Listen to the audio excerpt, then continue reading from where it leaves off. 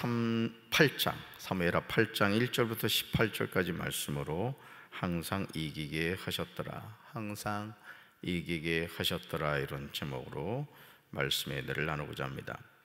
하나님의 마음을 감동시키는 사람의 삶이 어떻게 되는지에 대해서 사무엘하 8장은 우리에게 자세하게 보여주고 있습니다.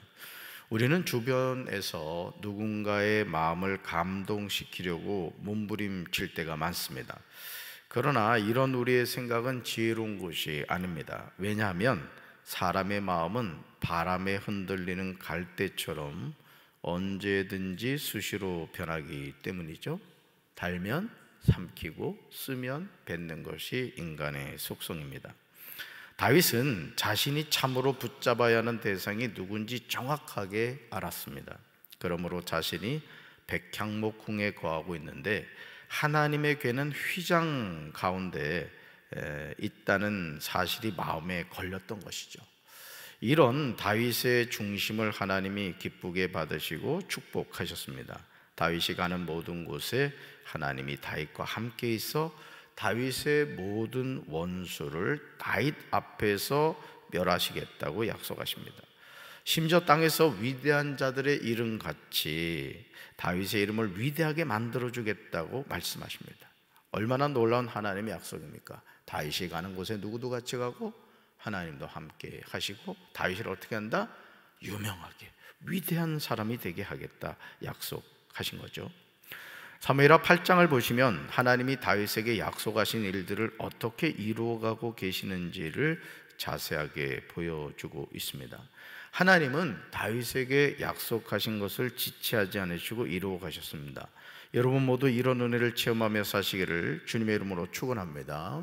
사랑하는 성도 여러분, 신앙생활은 열심히 한다고 다 되는 것이 아니에요. 하나님을 바로 알고 하나님을 바로 섬겨야 됩니다. 이게 참 중요한 거예요. 하나님이 누구신가? 하나님은 어떤 분이신가? 하나님은 무엇을 좋아하시고 하나님은 무엇을 미워하시는가? 이거를 알아야 되는 거예요. 여러분, 우리가 이걸 깨닫지 못하면 나는 하나님을 잘 섬기려고 하는데 오히려 그것이 하나님의 눈에 불을 뗄 수 있는 그런 결과를 가져올 수 있다라는 것이죠.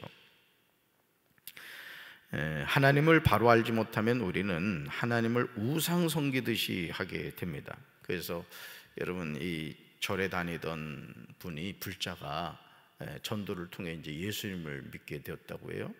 그러니까 이분은 오랫동안 여러분 그 불자들은 항상 이게 합장을 하잖아요, 그죠? 합장을 하고 이렇게 한단 말이죠. 그러니까 목사님이 신방을 갔더니 아유 목사님 오셨습니까? 이러더라는 거죠. 왜 그렇죠? 이게 불자로서의 그런 습성이 몸에 배었기 때문에 그렇다는 것이죠. 마찬가지입니다. 여러분, 살아계신 하나님을 섬기는 것이 아니라 죽은 하나님을 섬기게 되는 거죠. 인격적인 하나님이 아니라 비인격적인 하나님을 찾게 됩니다. 하나님을 감동시킨 다윗은 하나님이 자신과 자신의 집에 대하여 말씀하신 것을 영원히 세우셨다고 고백하면서 하나님이 말씀하신 대로 행하여 달라고 기도합니다. 오늘 우리에게 이런 기도가 회복되어야 됩니다. 기도는 때를 쓰는 시간이 아니에요. 그러니까 여러분, 왜 우리가 신앙생활 하면서 성경을 꾸준히 읽어야 되느냐? 왜 성경을 묵상하고 성경을 암송하고 성령을 배워야 되느냐? 아는 만큼 기도하는 겁니다. 아멘이십니까? 그러니까 여러분들이 왜 내가 성경을 읽고 말씀을 듣고 기도하고 찬양하는가? 하나님을 아는 만큼 우리가 하나님께 구할 수 있기 때문인 거예요. 할렐루야. 하나님의 변하지 않는 신실한 약속을 붙잡고 하나님 자녀의 권세를 가지고 아버지께 자신의 기도 제목을 정확하게 아뢰는 것이죠. 이것이 기도의 바른 모습입니다. 여러분, 예를 들어서 우리 윤종 집사님이 이제 키보드를 이렇게 반주를 해주신단 말이에요, 새벽마다.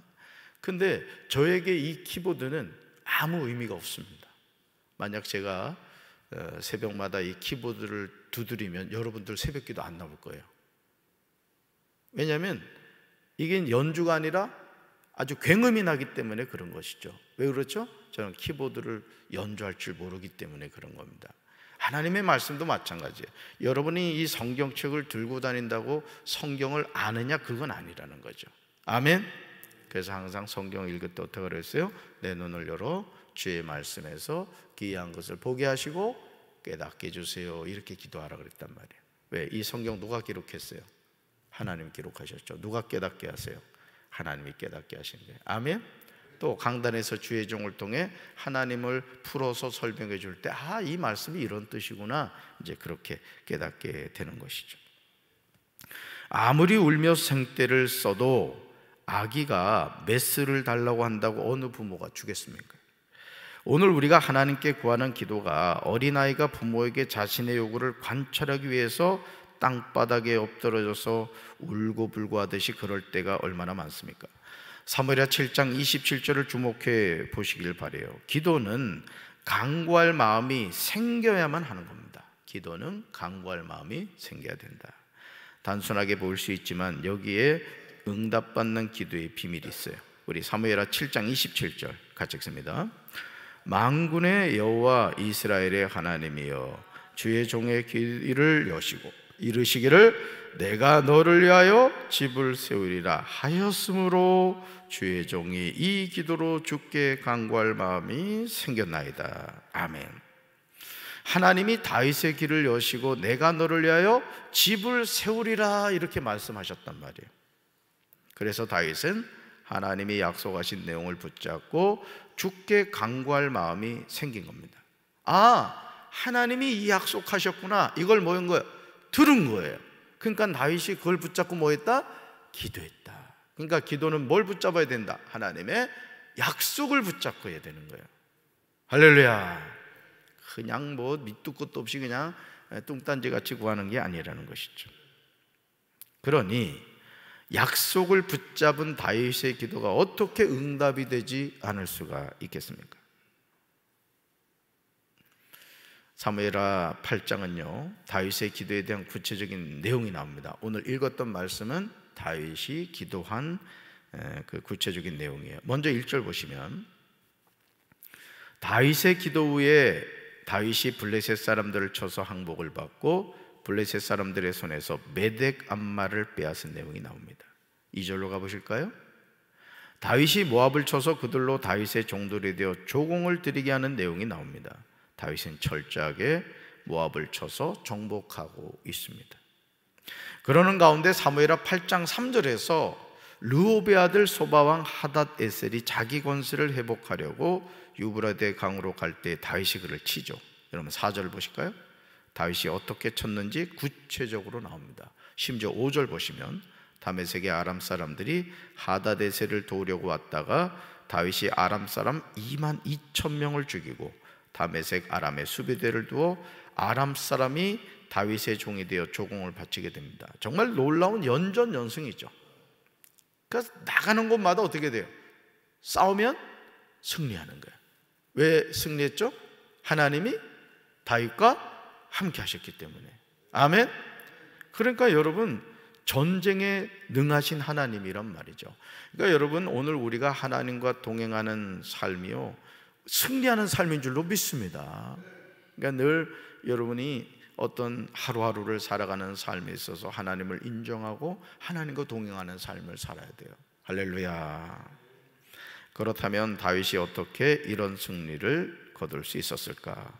사무엘하 8장 6절 하반절에 그 비결이 나와요. 같이 읽습니다. 다윗이 어디로 가든지 여호와께서 이기게 하시니라. 아멘. 그 다음에 쭉 보세요. 다윗이 어디로 가든지 여호와께서 이기게 하시니라. 다윗이 이긴 게 아니에요. 누가 이긴 거예요? 하나님이 이기게 하신 거예요. 우리 인생도 마찬가지입니다. 내가 노력하는 거 중요하죠. 저는 여러분들이 뭐 사업을 하든 직장 생활을 하든 뭘 하든지 성실하시길 바라요.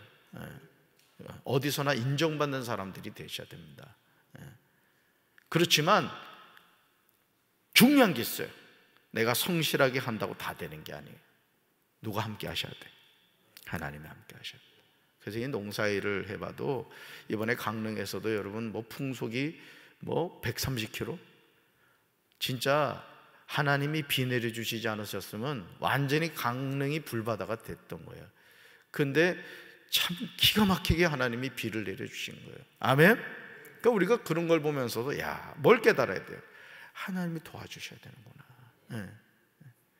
그러니까 매 순간 우리가 이 사실을 깨달으면요, 우리 평안합니다.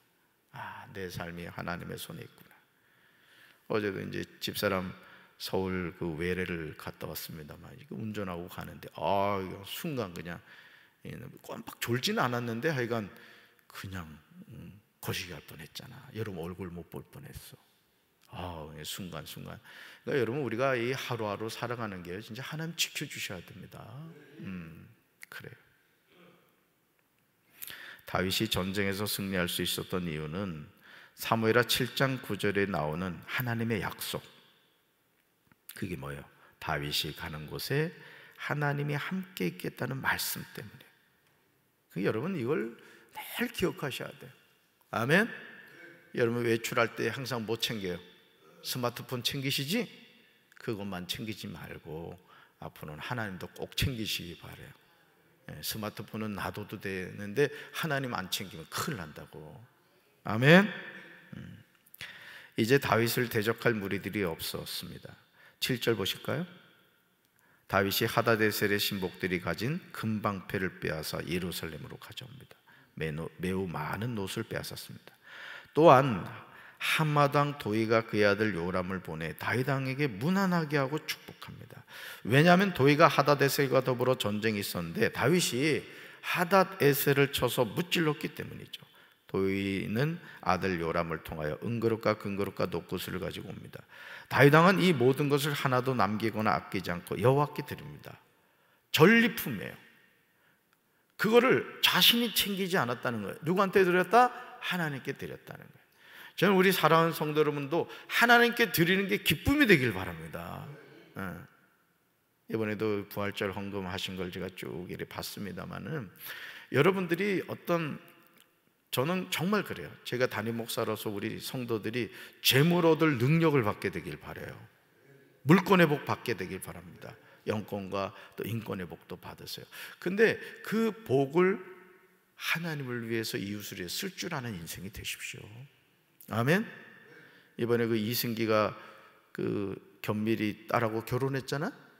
근데 그 기사를 봤더니 결혼 축하금을 그 장애우 그 아이들을 위해서 다 기탁을 했더라고. 뭐 부정적인 여론 때문에 그런지 모르겠습니다. 어쨌든 참 이쁘잖아요, 그죠? 얼마나 멋집니까? 이렇게 어려운 사람들을 위해서 베풀 줄 안다는 게 바로 그런 모습이 아니겠습니까? 다윗 왕은 이 모든 것을 하나도 남기거나 아끼지 않고 여호와께 드린 거예요. 사랑하는 성도 여러분, 이런 다윗을 하나님이 어찌 귀하게 보지 않으시겠어요? 그러니까 여러분, 하나님 마음을 감동시키십시오. 하나님 마음에 드는 성도들이 되시길 바라요. 내가 그렇거든요. 이게 뭘 하든지 그렇습니다. 예를 들어 뭐 야구를 한다, 축구를 한다, 뭐 배구를 한다 그러면 감독 눈에 드는 선수들이 있다고. 아주 시키면 시킨 대로 아주 잘하는 선수들이 있어. 예를 들어 손흥민 같은 선수도 그런 선수잖아요. 보면 이번에도 그 콘테가 거의 경질 수준으로 됐습니다만은 그 책임을 자신에게 있다라고 이렇게 얘기하잖아요. 사실은 콘테한테 손흥민이가 얼마나 그 어려움을 당했어요. 그 멜치를 자꾸 갖다 그 페리시치, 난 멜치라 그래. 자꾸 손흥민 영역에다가 갖다 그 세워놔가지고, 그래서 이번에 한마디 했잖아. 제가 이 자리에 많이 있었으면 더 많이 골 넣었을 거라. 이게 우회적인 거거든. 페리시치는 자신이 있어야 될 위치를 지키지 않고 자꾸 이제 그 손흥민 영역 와가지고 그냥 그 얼쩡얼쩡하다가 결국 이제 그렇게 됐거든요. 그게 마찬가지예요. 한 사람의 감독의 눈에 들어도 그 선수를 등용하는데 살아계신 하나님의 눈에 들면 그 인생은 되는 겁니다, 여러분. 아멘. 여러분의 삶이 그런 삶이 되길 바라고, 여러분의 가정이 그런 가정이 돼야 돼요. 저는 우리 교회가 그런 교회가 돼야 된다고 생각합니다. 강경이 지역적으로 뭐 어쩌다, 이건 아예 생각도 하지 마. 뭐 생각 안 해도 우리는 알잖아, 그렇지? 그렇지만 하나님의 눈에 들면요, 하나님이 그냥 매출하게 몰아오듯이 그냥 뭐 익산, 부여, 연못, 논산에서 그냥 구름대같이 몰려드는 거야. 저는 그런 하나님의 일하심을 믿고 기도합니다. 우리 같이 기도합시다. 할렐루야. 13절 보세요. 13절. 여러분 성경 13절 보시면 다윗이 소금 골짜기에서 에돔 사람 18,000명을 쳐 죽이고 돌아와서 명성을 떨쳤다고 나옵니다. 이것은 사무엘하 7장 9절의 말씀이 이루어진 거예요. 내가 너를 위대하게 해주겠다, 내가 너와 함께 하겠다, 이 약속이 이루어진 것이죠.